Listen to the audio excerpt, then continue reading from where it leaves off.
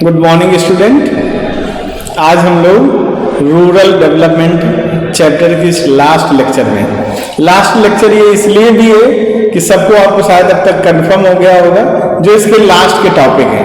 Last के topic का मतलब क्या है?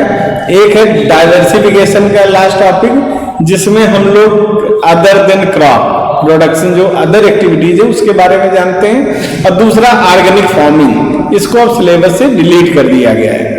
तो हम लोग आज इस टॉपिक में बिल्कुल लास्ट का टॉपिक है, एक सिंपल सी चीज है, इसमें जानने की कोशिश करेंगे। सिंपल चीजों में हम क्या जानने की कोशिश करेंगे? सबसे पहले हम देखेंगे कि जो डाइवर्सिफिकेशन ऑफ एग्रीकल्चर है, इस डाइवर्सिफिकेशन ऑफ एग्रीकल्चर में हमने कल के लेक्चर में देखा था कि टू टाइप ऑफ डाइवर्सिफिकेशन है। एक डाइवर्सिफिकेशन क्या है? Diversification related with the crop production, और दूसरा डाइवर्सिफिकेशन था diversification related with other than crop production.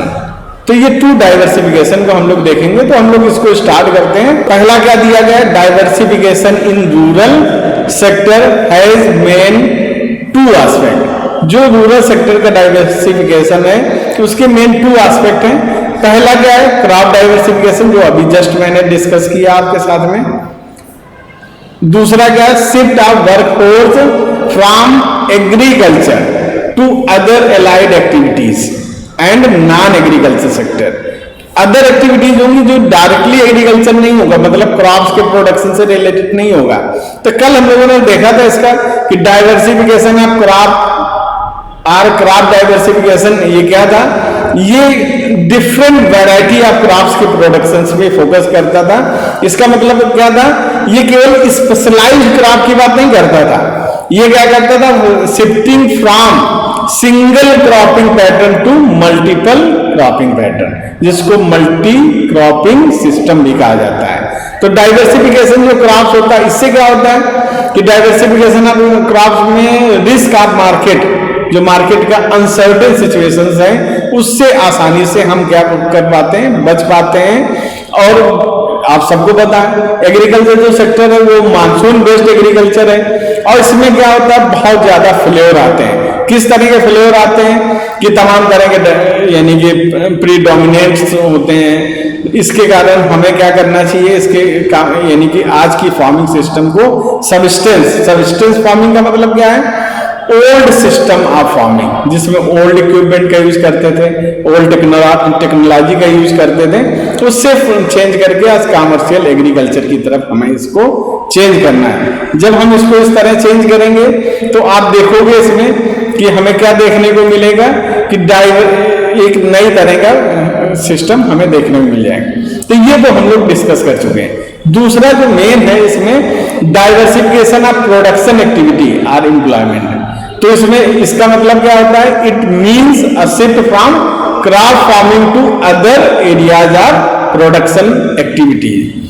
तो इसमें सबसे क्या है? सब्सटेंस लिवलीहुड्स है जो अवे फ्रॉम क्रॉप यानी फार्मिंग होते हैं। तो ये सबको फिर से देखना है और यहाँ पर फार्मर्स को इंगेज करना है। इसका फायदा क्या होगा कि उसको इनकम लेवल उसका बढ़ जाएगा। अभी तक जो उसकी डिपेंडेंसी थी इनकम की, हमने सोइंग की, उसके बाद हार्वेस्टिंग के समय में ही हमें इनकम होती थी, बाकी समय हमें क्या करना पड़ता था? इन्वेस्टमेंट ही करना पड़ता था। तो उन एक्टिविटी में शिफ्ट करना है। तो this type of activity depend on two category.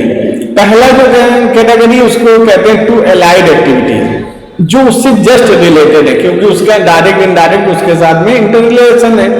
तो पहली है कि एनिमल हस्बेंड्री हो गई। एनिमल हस्बेंड्री हमारे यहाँ की बहुत ही फेमस वो है और हमारी कंट्री में देखने को मिलती है। अलग बात है कि सिस्टमैटिक अरेंज तो नहीं है। फिर दूसरी फिशरीज है। फिशरीज भी हम आसानी से, क्योंकि जितना भी एग्रीकल्चर एरिया होता है उसके आसपास हमें पॉन्ड्स वगैरह देखने को मिलते हैं। तो उससे क्या कर सकते हैं? उसमें ये इन्वॉल्व कर सकते हैं, वाटर लेवल भी मेंटेन होगा, पॉन्ड्स को डेवलप कर लेंगे और उसके बेनिफिट होगा। हॉर्टिकल्चर भी है, ऐसे cottage and house hold industries हैं। ये सारी इंडस्ट्री ऐसी इंडस्ट्रीज हैं जिससे हम क्या कर सकते हैं? एक्स्ट्रा इनकम को जनरेट कर सकते हैं। तो जब इसको जनरेट करेंगे, ऐसे ही इसका सेकंड क्या है? To non agricultural activities. तो rural development also require shifting from workforce agriculture to non agricultural activities. Non agricultural activities का मतलब क्या है? These are classified into two segment. पहला क्या? डायनामिक सब सेक्टर। डायनेमिक सब सेक्टर क्या है? It include agro processing industries, food processing industries, leather industries, tourism industries. इस तरह के बहुत सारे कॉन्सेप्ट हैं जो हमारे पास ओवरबर्डन एग्रीकल्चर में। ओवरबर्डन का मतलब आपको पता ही है कि हमारी कंट्री में जितना भी वर्कफोर्स है उसका 48% peoples engage in agriculture sector, लेकिन इसका जो पार्टिसिपेशन है जीडीपी में वो लेस देन 20% है। तो एक सबसे बड़ी चीज है कि इनकम बहुत कम है और इन्वॉल्वमेंट बहुत ज्यादा है। तो इस वर्क फोर्स को हमें शिफ्ट करना है, एग्रीकल्चर से ही रिलेटेड कुछ एक्टिविटीज हैं हम, जिसको मैंने बताया ना एग्रो प्रोसेसिंग। ऐसा नहीं कि हमने गुड्स को प्रोड्यूस किया मार्केट में जाके सीधे सेल कर दिया, उसको एग्रो प्रोसेसिंग एक्टिविटीज होनी चाहिए। उसका फायदा क्या होगा कि सारी चीज प्रोसेस्ड होंगी तो उससे जो जनरेट होने वाली इनकम है वो भी हमें आसानी से मिल जाएगी। ऐसे फूड प्रोसेसिंग है, उसको भी करके हम इनकम जनरेट कर सकते हैं। लेदर भी जो एनिमल हस्बेंड्री और सब होते हैं उससे जो लेदर जनरेट होता है, ऐसी इंडस्ट्री में इनको इन्वॉल्व किया जाए तो इससे बेनिफिट होगा। फिर traditional house hold based industries हैं, तो बहुत सारी ऐसी इंडस्ट्रीज हैं जो हमारी परंपरा में ही चली आ रही है कि हम इसको अपने फादर के पीरियड से, लेकिन it based on some peoples, या वो कास्ट बेस्ड पीपल हैं उनके ऊपर डिपेंड है, या फिर उसको हमने कभी भी इंडस्ट्रियलाइज नहीं किया, कभी भी उसको हमने सिस्टमेटिक अरेंज नहीं किया, तो उनको करना चाहिए। जैसे पोल्ट्री फार्म को डेवलप करना चाहिए।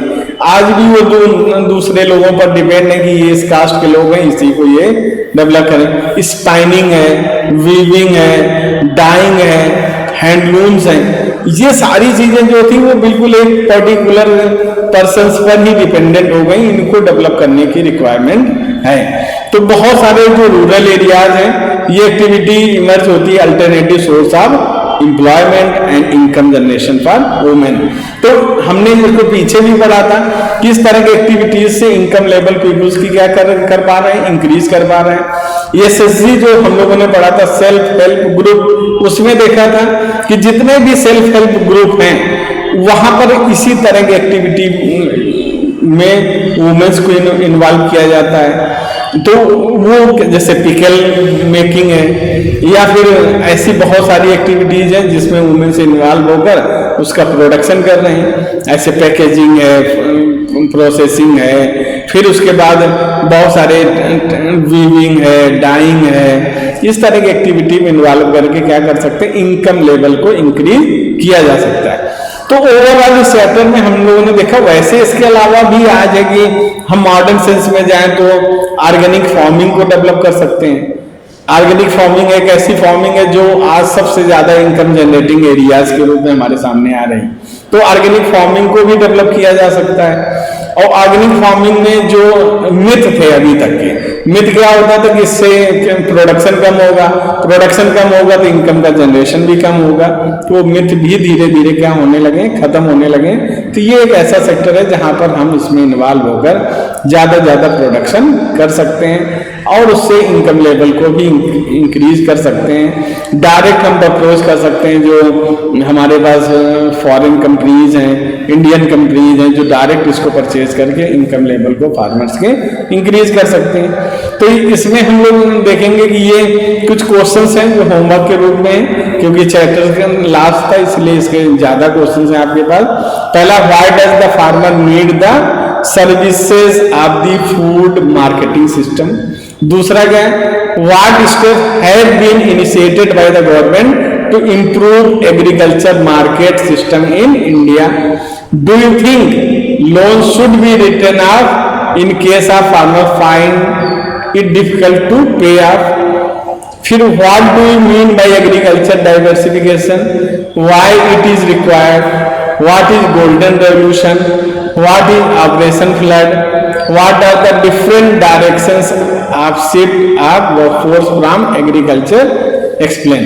तो ये सब क्वेश्चंस करने हैं, इसमें 2-3 क्वेश्चंस हैं जो आपसे पिछले पीछे करवा चुके हैं, तो उनको करने की जरूरत नहीं रहेगी। Okay, thank you.